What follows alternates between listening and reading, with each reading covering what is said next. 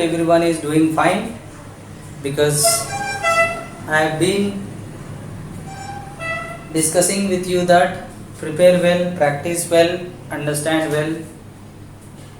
Like in the same manner, we have completed 9 topics. Now we entered into the 10th topic. Let us continue our session with the same energy, with the same enthusiasm, so that we can complete our 45 lectures. So let's begin the session. That's all about the rolling motion down an inclined plane. Rolling motion down an inclined plane. Just before that, I'll just give you the introductory formula related to rolling motion. So consider there is a surface and consider a spherical body of mass m and radius capital R. If you consider the motion of the rigid sphere or rigid body such that each and every point or each and every part of the body, if it is moving with the same velocity as that of the velocity of the center of mass of the body. What is the condition? The velocity of the center of mass of the body and the velocity of each and every part must be same. So you consider any portion, the velocity must be same, magnitude as well as direction. It's just like the body sliding on the surface. Now this motion we call it as translational motion, and the linear momentum of the system or body is mass into velocity of center of mass, and the kinetic energy is half mv square.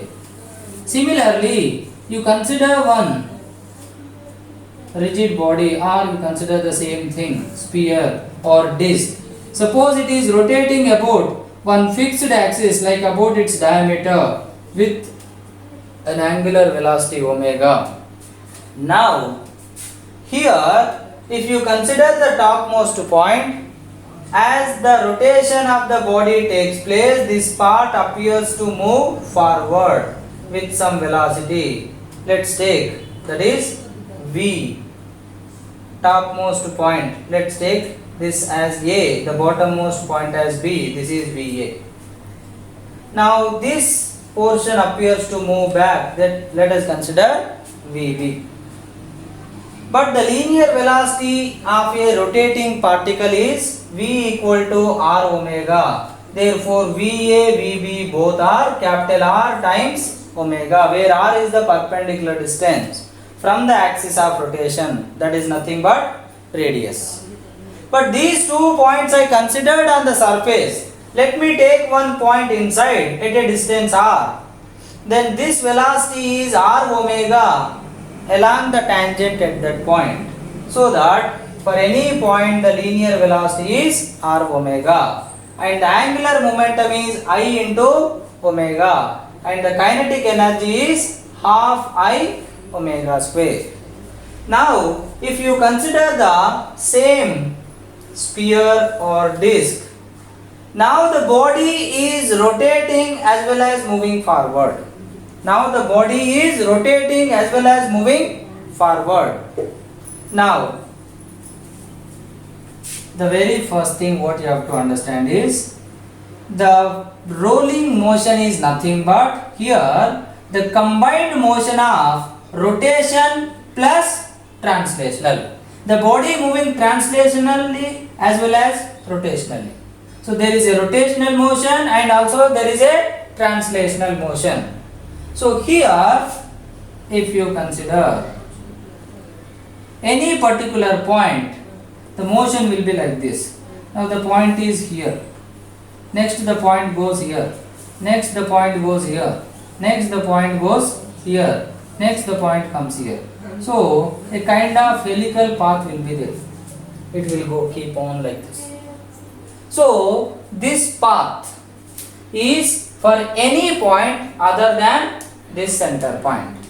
But if you observe the central point, nothing but center of mass, At every moment, the height of the center of mass is same.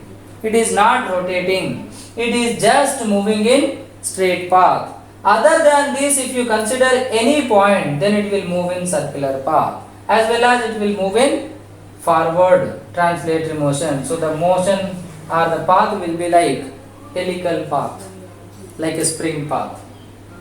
Now, if you consider the point of contact in pure rolling, the point of contact will not slide forward or backward. It will just move up due to rotation. So the velocity of the point of contact is always 0, appears to be at rest. So this is one more thing you need to remember. This is the one thing, that the center of mass always performs translational motion and the point of contact remains or appears to be at rest in pure rolling. There is a chance that the point of contact may slide. If suppose the body is sliding forward, slipping and rolling, combined motion, like when it is possible, tell me one example. See, the example is, if you consider the motion of a vehicle, then here forward slipping should be there. A fast moving car or anything, any vehicle, once the driver applied the brake suddenly, then the rotation decreases, the body movement, but the body momentum continues to have the same thing for a moment. So the rotational speed decreases, but the linear speed remains same for a while, or the linear speed dominates the rotational speed so that the body slides forward. So V dominates angular velocity. So if you consider the rolling body, the point of contact and the topmost point, if you consider, here there is a velocity due to translational motion. Here there is a velocity due to translational motion. But here there is a velocity due to rotational motion, and here also there is a velocity due to rotational motion, like this, r omega. So there is r omega like this due to rotational motion. There is a VCM like this due to translational motion. So that the point which is at the topmost, that velocity will become VCM plus r omega. But VCM is what? R omega. So VA equal to 2r omega for pure rolling. Now here velocity at point B will become VCM minus r omega, nothing but 0. This is for pure rolling. Now as I said in the example, when VCM greater than r omega, forward velocity is dominating, the linear velocity dominating rotational speed, then the forward slipping. So the friction acts backward. Similarly, when you take the reverse case, then backward slipping, though that friction is forward. Like when the vehicle is car or anything, when the vehicle is going on up the slope, initially starting, or you stuck at the mid of the slope, then when you start the vehicle, you will accelerate very highly. So you will give the angular velocity to the tire very heavy. So tire rotates very heavily, but the body moves slowly. Their omega dominates V, their backward slipping. So that these two cases are like rolling with slipping, but this is the case slipping is absent. So pure rolling without slipping. Now we have to understand that case only, and based on one particular case, rolling down an inclined plane, which is very important, and most frequently they will ask questions based on this in entrance point of view. So here, before entering into the topic, let me tell you few more things based on which sometimes questions will come. So what are those questions? So if we consider a body rolling on a surface, horizontal surface, then the angular momentum is I omega and the linear momentum is mvcm. So that there is a angular momentum due to translational motion. There is an angular momentum due to rotational motion. So what is the angular momentum due to translational motion? mv r sin theta. That is the one thing you need to understand. So there is an angular momentum due to rotational motion. Also there is an angular momentum due to rotational motion and translational motion. Now if you consider the kinetic energy also, there is a kinetic energy due to rotation, also translational, and due to rotational is half I omega square, due to translational is half m v square. So this is the total kinetic energy of a body rolling on the surface, any surface, whether it is on horizontal surface or on inclined surface. So this is the total kinetic energy of the rolling body. Now here they will ask you what is the fraction of total energy equivalent to translational kinetic energy, or what is the fraction of rotational kinetic energy equivalent to total energy. What fraction of total energy equal to translational or rotational kinetic energy. What fraction of translational means you have to divide translational with total energy. What fraction of total energy equal to rotation means you have to divide the rotational energy with total energy. So fraction of whatever quantity that will come in the denominator. So fraction of total energy equal to something that will come in the numerator. Now this is half mv square divided by this is half mv square plus half I omega square. So if you take half mv square common here, 1 plus half mv square I am taking common here, it will become I omega square by mv square, nothing but 1 by v is nothing but r square omega square plus 1 plus I by mr square. Here we are taking capital R because the most of the times the questions will be asked based on ring, disc, sphere, solid or hollow sphere, and cylinder, solid cylinder or hollow cylinder. For everything mass is m and radius if you consider r, same expression can be taken. Mass is m, radius is r. Also same thing you can express in terms of radius of gyration. So where moment of inertia for every rigid body is mk square, where k is the radius of gyration, then this equation will become, substitute I equal to mk square, then r square by k square plus r square.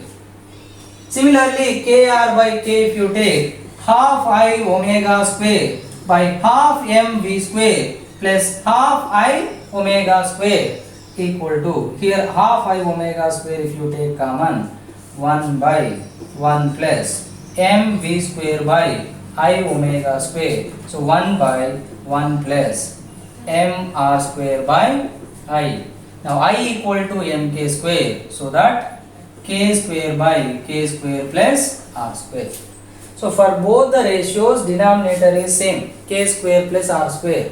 For translational means radius will come, for rotation moment of inertia will come, that's why radius of gyration. You can remember that blind way. So this is based on which sometimes questions will be asked. This is all about the basic things which are required to understand rolling motion, which is nothing but the combination of rotation and translational motion. Now let us come to the specific case called rolling motion down an inclined surface. Consider an inclined surface. So this inclined surface, basically we have solved many questions in laws of motion or friction. Now let us consider one inclined surface having inclination theta. Now any regular object, whatever names I have given like ring, disc, sphere, big cylinder, having mass m and radius r, starting from rest. and you allowed it to slide down. But here it is not sliding. Here due to friction, here it is rolling down. So let's take at any instant what are all the forces acting. Due to the mass there is the weight of the body and there is a contact, so normal reaction, and there is a friction. Now I told you previously also when we discussed the friction topic, friction opposes or prevents from slipping. Similarly, when the body is coming down, whether it is sliding down or rolling down, then in which direction it has tendency to slip is downward. So who will prevent it from slipping? Friction. That's why you can understand easily that the friction always acts upward, even though the body going up or coming down. Now take the components of mg. This is mg cos theta and this is mg sin theta. One method you can apply laws of motion, that the translational equation. If you consider, what is translational equation? Translational motion means resultant force along the direction of motion is equal to mass times acceleration. And what is the resultant force? I said force in the direction mg sin theta minus friction equal to force in the direction minus force in the opposite direction equal to mass times acceleration. And if you take the rotational equation, that is resultant torque equal to I alpha. This is resultant force equal to mass into acceleration. And you can also have the relation between A and alpha, that A equal to what? R alpha. Let us calculate resultant torque. Resultant torque about what? Axis of rotation. Here the body, ring or disc or sphere or cylinder, it is rotating about this axis, central axis. So this is axis of rotation, but mg and n are passing through the axis, so no torque. Torque is 0. The only force which has perpendicular distance is friction. How much it is? Capital R. So the resultant torque is due to what? Friction. So F into R equal to I, moment of inertia. Alpha is A by R. Now F equal to I A by R square. Substitute this here. Mg sin theta minus F equal to Ma. So F value is substitute. Mg sin theta minus F is I A by R square equal to Ma.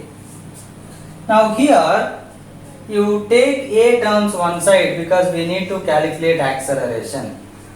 So if you take A common, m plus I by R square, or m if you take common, then 1 plus I by mr square, mm cancel. So A is g sin theta by 1 plus I by mr square. So this is the acceleration when the body is rolling down an inclined surface. You can also take I value as mk square. That depends upon the given data. Now this is the acceleration. Now they can ask you what is the velocity when it reaches at the bottom. When it reaches at the bottom. As acceleration, if you consider g constant, theta constant, I constant, m constant or constant. So acceleration is constant. So acceleration constant means what kind of motion it is? Uniformly accelerated motion. That's why I told you in the beginning that one of the important topic is uniformly accelerated motion, which will come in rotation, which will come in friction, which will come in work energy power, which will also come in electrostatic somewhere. So in different various chapters you will use this concept. So uniformly accelerated motion, so v square minus u square equal to 2as, where s is the length of the incline. They may give length of incline, sometimes they may give the height of the incline. If they give height of the incline, take sin theta.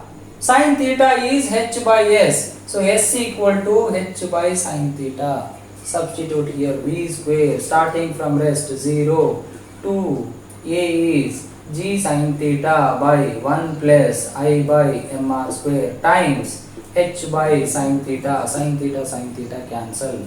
So v square equal to 2gh by 1 plus I by mr square. This is the one method which is useful in understanding this rolling down and inclined motion. But sometimes when you have to solve the questions based on this, you may get based on the formulas which you can remember, like acceleration, velocity, or sometimes you may have to apply the procedure. So applying this procedure sometimes becomes lengthy, so you can apply the simplest method, that is conservation of energy. One more important topic I said you, which we will use in many cases. I told you, that is consider the same situation. Now the body started from rest and reached here. So what is the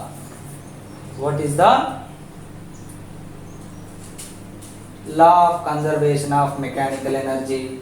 Delta U equal to delta K. Decrease in potential energy equal to increase in kinetic energy. Decrease in potential energy means mgh. It has come down by a height h. And increase in kinetic energy is half mv square or plus half I omega square. Don't take any one, because the body is rolling. There is a translational energy, there is also a rotational energy. Both will be there.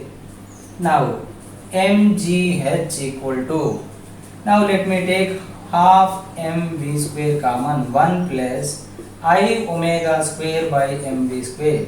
M cancel. So 2gh by, here v I can write it as r omega. Therefore omega square cancel.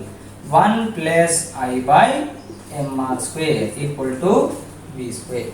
This is what the relation just before also we got.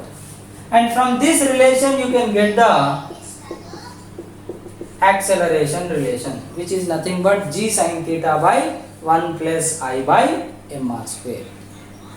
Now, how the questions will be asked? Simple questions. How the simple questions will be asked based on this.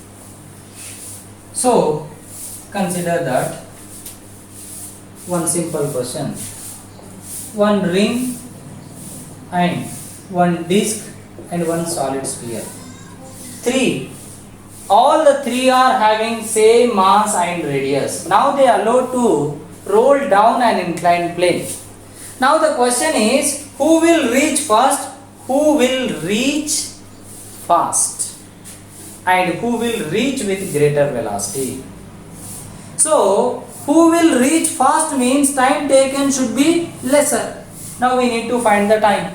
We have the acceleration g sin theta by 1 plus I by mr square. We have the velocity under root 2gh by 1 plus I by mr square. Now for a uniformly accelerated motion starting from rest, v equal to u plus at if you consider, t equal to v by a.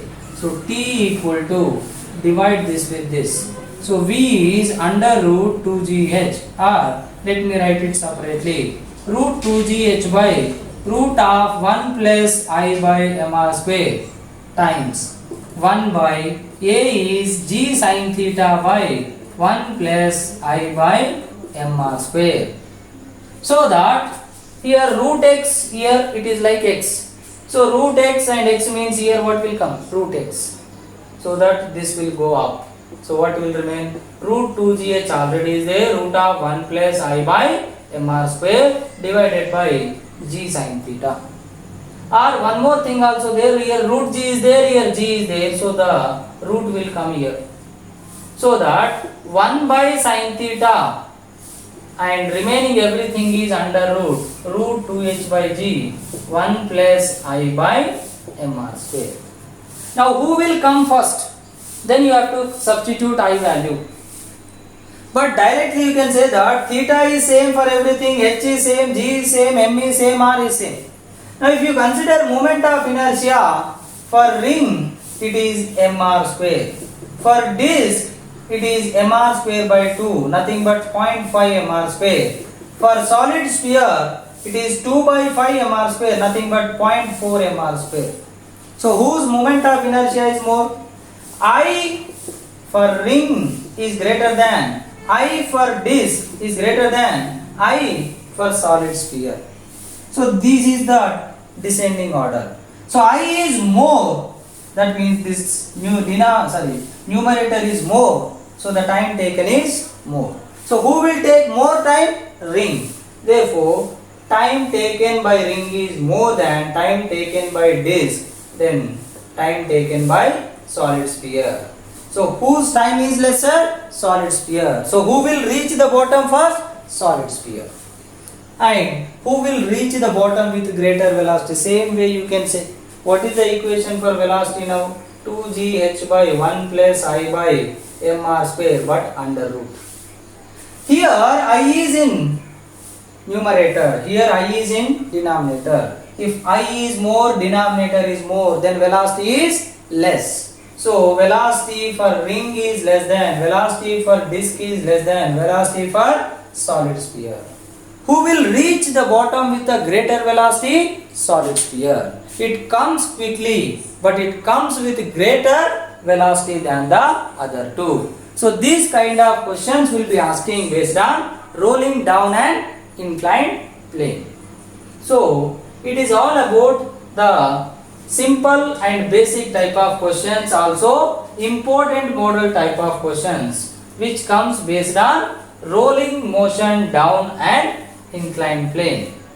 So one is, sometimes you may have to apply the laws of motion concept, sometimes you may have to apply conservation of mechanical energy concept, sometimes you can get the questions directly based on formulas. So this is how you have to solve the questions related to rolling down an inclined plane. So hope you all understood the topic, you understood how to solve the questions. So similar way, try to solve the questions based on the same topic. So we will continue our journey with the next session. Thank you.